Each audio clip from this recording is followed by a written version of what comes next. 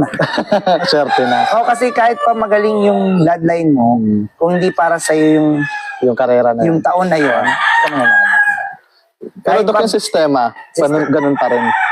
the way is the same. Same pa rin. Pag-uwi, cleansing, observe kung okay ang ipot o hindi. And then, if you need to give some vitamins, you give vitamins.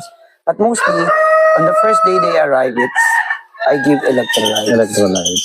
Sa tubig yan. To replenish yung nawala.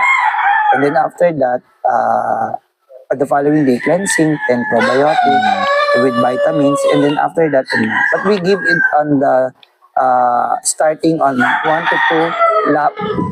First lap. Hindi, last lap. Last Lap ng training. Doon lang kayo nagbibigay? Ganun lang. Wow.